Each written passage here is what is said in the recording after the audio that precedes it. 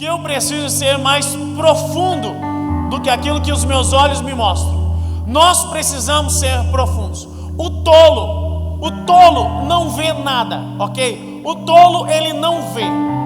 As coisas acontecem e ele não consegue enxergar. Esse é o tolo. Agora, o inteligente, ele já é um pouquinho melhor. Ele consegue perceber, ele consegue ver. O tolo, o inteligente, de uma forma superficial, ele consegue até ver, perceber, ele consegue replicar a mensagem, ele consegue falar daquilo que é bom, ok? O inteligente consegue falar daquilo que é bom, ele consegue falar de Jesus, ele consegue falar da palavra, ele lembra daquilo que foi ensinado. Agora, o sábio é um pouco mais profundo. Aquele que deposita a sua sabedoria em Deus e deixa a sabedoria de Deus fluir de dentro dele, ele não fala simplesmente daquilo que foi falado, mas ele consegue interpretar do jeito certo. Então o que eu aprendo olhando para isso? Tão importante com aquilo que eu aprendo, com aquilo que eu escuto, com aquilo que me falaram, é o que aquilo quis dizer, ok? Então veja assim, a gente não vê o mundo como ele é, nós vemos o mundo como nós somos. Isso é escravidão, isso muitas vezes até, vamos dizer assim, é religioso. Nós vemos o mundo como nós somos. A liberdade em Cristo Jesus, a sabedoria de Deus é: eu rompo os meus filtros, eu rompo os meus filtros mentais e começo a enxergar como Deus enxerga. Eu começo a ver como Ele vê, eu começo a falar como Ele fala. Eu não uso o que Ele falou para defender a minha ideia, eu uso o que Ele falou para defender a ideia dele, ok? As maiores heresias, elas saem de dentro da Bíblia mesmo. As pessoas usam a Bíblia para destruir pessoas. Você sabia disso? O diabo usa a palavra de Deus para enganar as pessoas. Ou você acha que o diabo também sabe aquele versículo assim, ó: esperei com paciência no Senhor. O diabo muitas vezes ele chega no ouvido de pessoas e diz assim, ó: espera em Deus. Pastor, que é isso? Sério, sério. O diabo ele chega no ouvido de muitas vezes e diz assim, ó: espera em Deus. Quando na verdade aquele momento era para a pessoa se mover. Ele usa a palavra. E quando era para a pessoa esperar em Deus, ele chega para a pessoa e diz assim, ó: confia em Deus, vai lá, vai dar certo. Quando na verdade a pessoa precisava esperar em Deus. Ele tentou usar isso com Jesus. Ele foi para cima com Jesus com a palavra. Só que a Bíblia nos ensina que o crescimento de Jesus foi extraordinário. Ele crescia em graça e em conhecimento. Diga comigo, Jesus crescia em graça e conhecimento. Ele crescia na graça, ele crescia no conhecimento. Ou seja, ele sabia falar sobre o Pai, mas ele tinha relacionamento com o Pai. Ele tinha intimidade com Deus, ele tinha intimidade com o Pai. Então ele pegava aquilo que o Pai falava e conseguia refletir aquilo que estava no coração do Pai. Existe uma diferença de eu transmitir aquilo que está no coração de Deus ou somente aquilo que está na boca de Deus. Quando eu transmito somente aquilo que está na boca de Deus, eu posso ser um homem de Deus. Eu posso ser um homem usado por Deus, melhor dizendo. Quando eu transmito a Bíblia, quando eu transmito simplesmente aquilo que sai da boca de Deus, eu posso ser um homem usado por Deus. Mas quando eu transmito aquilo que está no coração de Deus, quando eu mergulho no coração de Deus muito mais do que aquilo que Ele falou, eu consigo ser um homem de Deus.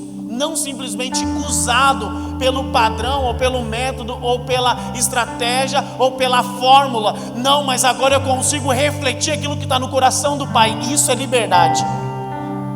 Você está entendendo? Liberdade é eu não me prender a um determinado mover. Às vezes a pessoa pega e coloca Deus numa caixinha. Não, Deus é só assim que Ele age.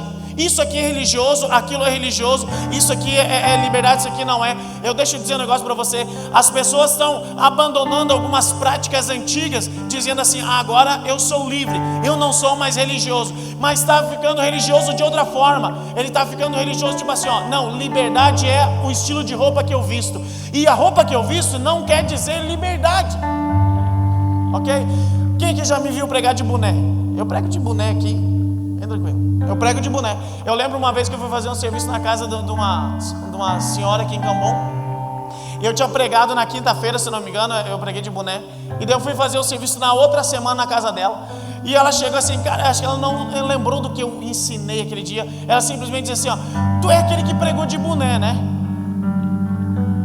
Só que tem uma geração crescendo, achando assim, ó, não, agora eu sou livre porque eu uso boné. Não, eu não sou livre porque eu prego de boné, eu prego de bermuda, ou hoje eu jogo bola, ou hoje eu tenho uma televisão dentro da minha casa, ou hoje eu começo a caminhar, me educando na direção daquilo que Deus me prometeu. Eu não sou livre por causa disso, eu sou livre porque isso não interfere na minha satisfação.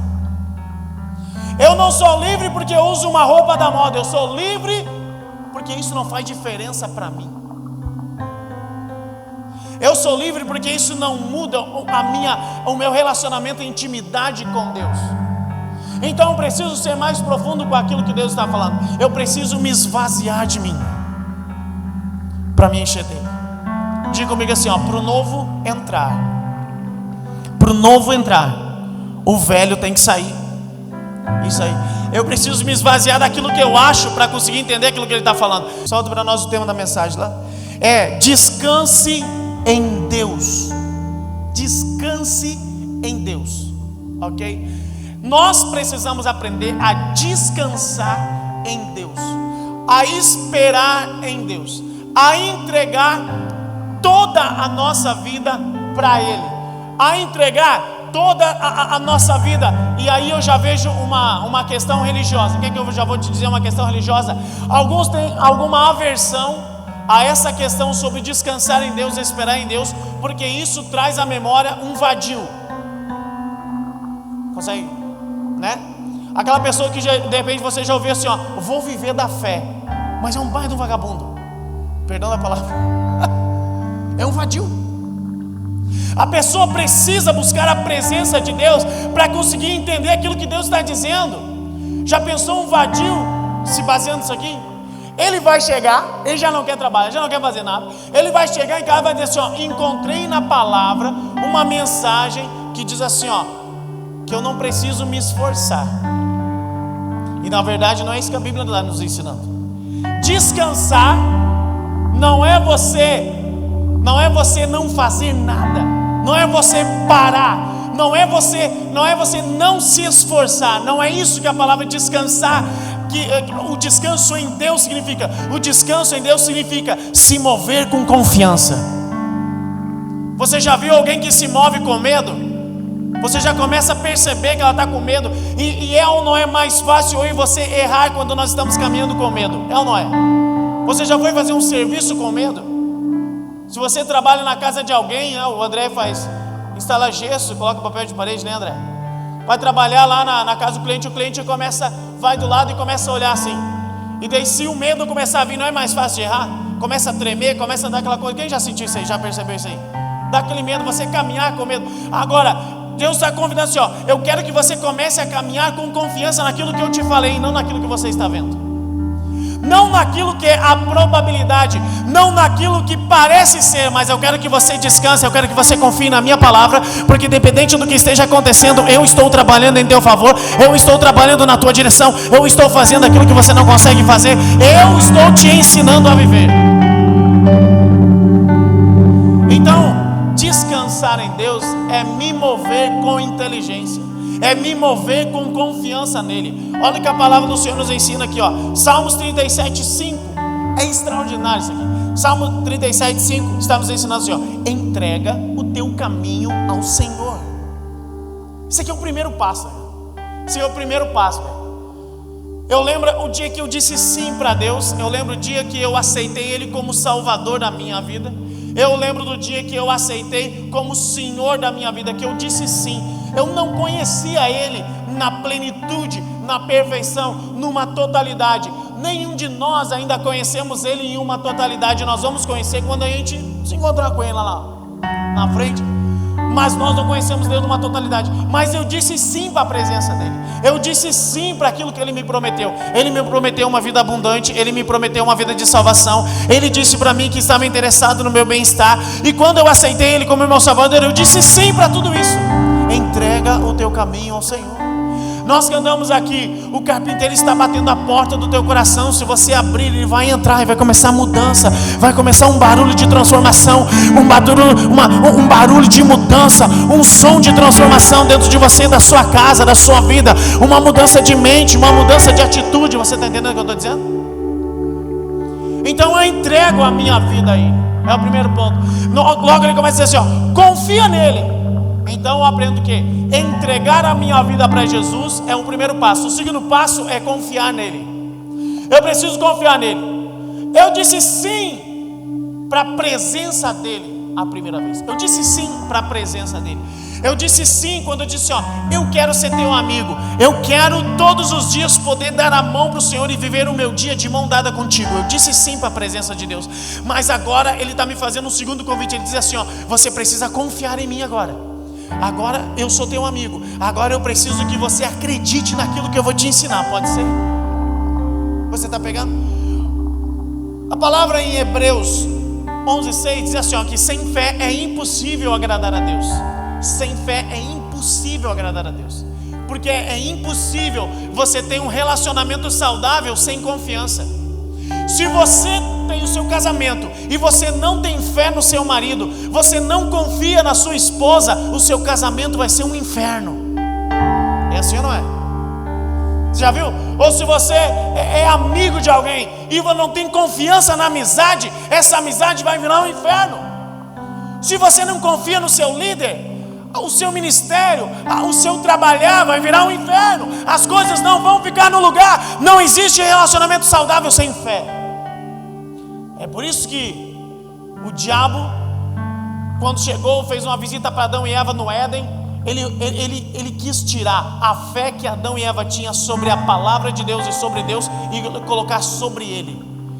Quando ele chega para Adão e Eva e diz assim, ó, Deus falou para vocês que vocês comer do fruto do conhecimento do bem e do mal, vocês vão perder. Não, estou dizendo assim, ó, não vai dar nada. Não acredita nele, acredita em mim, não vai mudar nada, fica tranquilo. E Adão e Eva tiraram a fé da palavra de Deus e colocaram a fé sobre o diabo. Toda vez que a gente faz isso, as perdas são inevitáveis na nossa vida. Então eu preciso confiar, eu preciso crer, eu preciso acreditar naquilo que ele me ensinou. Eu preciso acreditar que ele quer o meu bem. E isso parece ser básico. Isso parece ser básico, mas é ao mesmo tempo extremamente complexo. Básico só é básico quando eu domino. Eu preciso acreditar que Deus quer o meu bem. Não é um, não é dois, não é três. São várias pessoas que eu conheço que falam assim, ó, pastor, eu até acredito em Deus, mas é o seguinte, eu acredito que Ele faz na vida dos outros, na minha eu acho que Ele não vai mais fazer. Vários. Só que existe uma promessa aqui em Salmos 37:5, diz assim, ó, aquele que entrega o caminho ao Senhor, aquele que confia naquilo que Ele falou, é o seguinte, tudo vai ser feito por essa pessoa. Entrega teu caminho ao Senhor, confia nele e no mais tudo Ele fará. Você pode aplaudir bem forte, filho de Deus, você pode aplaudir, filho de Deus. No mais tudo Ele fará. Ele vai fazer tudo por mim e por você. Nós precisamos entregar a nossa vida para Ele e nós precisamos confiar naquilo que Ele está nos ensinando. Eu preciso acreditar, só que esse ensino dele muitas vezes é na contramão do mundo. É por isso que às vezes se torna tão difícil. E ele não está dizendo assim, ó, eu vou fazer pela metade. Ele vai fazer tudo. Deus está interessado em fazer tudo pelas nossas vidas. Porque quando eu entrego o meu caminho para Ele, eu estou entregando as minhas ações a Ele. Porque as minhas ações boas só são boas porque Ele plantou em mim, porque senão eu não conseguiria fazer. A consciência de algo bom que você tem veio de Deus, pode ter certeza, não veio do homem e não veio do diabo. O diabo nunca vai te ensinar a fazer uma coisa boa. Nunca vai te ensinar a fazer uma coisa boa. Ele sempre vai gerar alguma coisa, vai gerar prejuízo em você. Tudo aquilo que o ser humano sabe, tudo aquilo que brota de dentro do ser humano como bom vem dele. Então até as ações que eu cometo, até o plantio correto, até as minhas atitudes corretas não são mérito meu, é mérito dele. É por isso que toda honra, toda glória seja dada sempre a Ele. Não vem de mim. Eu me esforço, mas eu não tenho mérito. O mérito é dele. Tudo que sou veio dele. Amém? Vamos ler o texto lá. Em Hebreus 11:6 eu falei sobre fé. Sem fé é impossível agradar a Deus. Eu preciso entregar a minha vida a Ele e eu preciso confiar nele. Mas de que forma eu preciso confiar nele? Isso revela descanso. De que forma eu preciso confiar? Eu preciso, olha só o que ele diz aqui, ó. Pois quem dele se aproxima, quem se aproxima de Deus, precisa crer que Ele existe. Precisa crer que Deus existe. Você acredita que Deus existe? Você acredita na existência de Deus? E uma coisa que ferra o pensamento da ciência e daqueles que ainda tentam dizer que Jesus não ressuscitou, é que a psicologia comprova que é impossível uma pessoa morrer por uma mentira. Vocês estão me ouvindo bem? Todo mundo está me ouvindo bem? É impossível uma pessoa morrer por uma mentira. É impossível psicologicamente. A maior prova que Jesus Cristo ressuscitou depois do terceiro dia é que não foi uma pessoa, foram dezenas de discípulos que contemplaram a presença de Jesus vivo e morreram defendendo a ideia de que Jesus ressuscitou no terceiro dia. Eles morreram crucificados, morreram de cabeça para baixo. Uns foram esfolados, tiveram seu corpo esfolado, tiveram seu pescoço, tiveram a cabeça decapitada, morreram ao fio da espada, morreram queimados, morreram nas arenas, defendendo a mesma mensagem: Ele ressuscitou. Ele ressuscitou e habita no nosso meio, vive entre nós. Ele morreu a minha e a sua morte para que nós vivêssemos a vida dele na terra. Você pode agradecer a Ele? Ele morreu a minha e a sua morte para que nós não viéssemos ser enganados pelo mundo, mas para que nós pudéssemos ser livres e viver a vida dele. Então eu aprendo a ser livre independente daquilo que eu vejo, independente daquilo que falam, independente do método, independente do padrão, independente de qualquer coisa. Eu sou livre em Cristo Jesus. Ele existe, Ele é. O maior problema que nós enfrentamos não são os desafios da vida. O maior problema não são os desafios da vida. O maior problema é que às vezes a gente se esquece de quem é Deus. Porque enquanto o que Ele é ficar vivo dentro do meu coração, todos os desafios vão ser pequenos demais. Você concorda comigo? Já teve uma experiência assim? Quando você estava numa luta muito grande assim, e de repente veio aquela injeção de ânimo, e você sabe que você é escolhido de Deus, você sabe que você é amado por Deus, e você sente esse amor forte fluindo de dentro de você, e de repente você sai daquele momento como um gigante mais do que vencedor, e parece que os desafios todos sumiram, mas na verdade o desafio continua lá, só que você se lembrou de quem Ele é e o que Ele quer fazer na sua vida. Olha só, quem Ele é, quem Deus é. Isaías 9:6, a parte B, diz assim, ó: que Ele é maravilhoso, que Ele é conselheiro, que Ele é Deus forte, que Ele é Pai da eternidade e que Ele é príncipe da paz. Se nós for pensar que a nossa mente não consegue explicar a eternidade, não consegue explicar a eternidade. Eternidade é uma coisa que nunca começou, é uma coisa que nunca começou. Você consegue entender uma coisa que nunca começou? Nunca teve início, sempre existiu. Como assim nunca começou? É eternidade, nunca começou, nunca vai ter fim, nunca vai terminar, nunca vai ter fim. Isso é eternidade. Pois é, o Deus que eu e você servimos, o Deus que existe, o Deus que está aqui essa noite, Ele é Pai daquilo que nós não conseguimos explicar. A palavra me diz, Ele é Pai da eternidade, Ele é Pai dela. Olha só, em Salmo 147:5 está assim, ó: grande é o nosso soberano e tremendo é o seu poder, é impossível medir o seu entendimento. Isaías 66:1 diz: eis a palavra do Senhor, o céu é o meu trono e a terra é o estrato dos meus pés. Esse é Deus, esse é o Deus que existe, esse é o Deus que habita no nosso meio. Sabe quem Deus é? Deus é aquele que abriu o mar vermelho para uma nação inteira passar caminhando. Deus é aquele que fez de uma rocha brotar água para que o povo pudesse beber. Sabe quem Deus é? Deus é aquele que fez chover comida do céu. Sabe quem Deus é? Deus é aquele que fez o machado flutuar. Sabe quem Deus é? Deus é aquele que curou o cego, que levantou o paralítico. Sabe quem Deus é? Deus é aquele que ressuscitou Lázaro depois de 4 dias morto. Sabe quem Deus é? Deus é aquele que morreu e ressuscitou e habita entre nós. Esse é Deus. Esse é Deus, e nós não vamos conseguir explicar. Tem uma música, né, Paty? A gente cantava aqui, eu sei que eu vou cantar aqui e tu vai lembrar. E quem sabe eu quero te convidar a cantar junto. Diz bem assim, ó. Ele é aquele que abriu o mar para todo o povo de Israel passar. Que Deus tremendo. Ele é aquele que venceu a morte, provando para todos que é o mais forte. Que Deus tremendo. Olha só, Ele quer te ajudar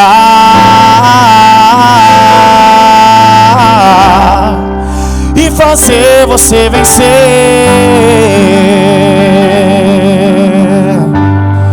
É somente confiar,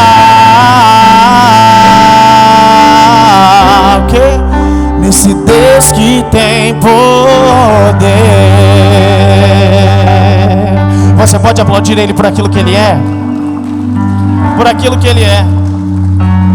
Um Deus tão grande, tão poderoso, e me dá a oportunidade de ser amigo dEle.